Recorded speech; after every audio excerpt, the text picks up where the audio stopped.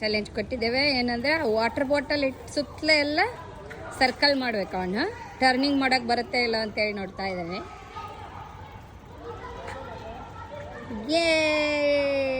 ಅಕ್ಕಮ್ಮ improve ಆಗಿದ್ದಾನೆ. ಈಗ timer ಹಾಕಿದ್ದೇವೆ. ಇಡೀ ಫುಲ್ ಈ ಸರ್ಕಲ್ನ ಎಷ್ಟೊತ್ತಿಗೆ ರೀಚ್ ಆಗ್ತಾನ ಅಂತಂತೇಳಿ. ಇವಾಗ ಹಾಫ್ ಸರ್ಕಲ್ ರೀಚ್ ಆದ. ಇಂಪ್ರೂವ್ ಆಗಿದ್ದಾನೆ ಅಂದರೆ ಪ್ರಾಕ್ಟೀಸ್, ಫೋಕಸ್. ಆಮೇಲೆ ನಮ್ಮ ಆರ್ಯಾಗ ಯೂಟ್ಯೂಬ್ನಲ್ಲಿ ಯಾವ ವೀಡಿಯೋಸ್ ಏನಾದರೂ ಟಿಪ್ಸ್ ಹೇಳಿದ್ರೆ ನೆನ್ಪಿಟ್ಕೊಂಡಿರ್ತಾನೆ. ಅದನ್ನ ಒನ್ ಟೈಮು ಫಾಲ್ ಆಗ್ಲಾರ್ದಂಗೆ ಮಾಡ್ತಾ ಇದ್ದಾನೆ.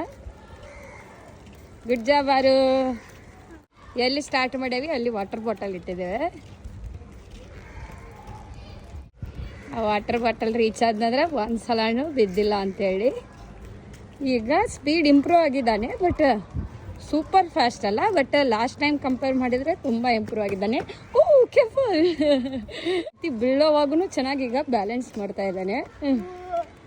Keep practising. ಆಲ್ಮೋಸ್ಟ್ ರೀಚ್ ಆಗ್ತಾ ಇದ್ದಾನೆ. Hopefully he will not fall. ಬಾ ಇಲ್ಲೇ ಬಾ, ಹಿಂಗೆ ಬಾ. ನಾನು ಆರ್ಯ ಕಲಿಯುವಾಗ ಅನ್ಕೋತಾ ಇದ್ದೆ, ಒಂದ್ಸಲನೂ ಫಾಲ್ ಆಗ್ಲಾರ್ದ ಆಡಬೇಕು, ಒಂದ್ಸಲನೂ ಬೀಳಲಾರ್ದ ಕಲಿಬೇಕು ಅಂತಂತೇಳಿ.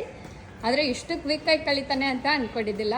ಯಾವುದೇ ಕ್ಲಾಸಿಗೆ ಹೋಗಿಲ್ಲ, ಮನೆಯಲ್ಲೇ ಪ್ರಾಕ್ಟೀಸ್ ಮಾಡಿ ನೋಡಿ ಈ ಬಾಟಲಿಗೆ ಸ್ಟಾರ್ಟ್ ಮಾಡಿದ್ವಿ. ಬಾಟಲ್ ಎತ್ತಿದ್ವಿ, ಇಲ್ಲೇ ಬಂದು ರೀಚ್ ಆದ. ಎಂಟೈರ್ ರೌಂಡ್ನ 3 minutes 53 seconds ಒಳಗೆ ನಮ್ಮ ಆರ್ಯ ರೀಚ್ ಆದ್ನ. ಒನ್ ಟೈಮು ಬಿದ್ದಿಲ್ಲ, ಫಾಲ್ ಆಗಿಲ್ಲ.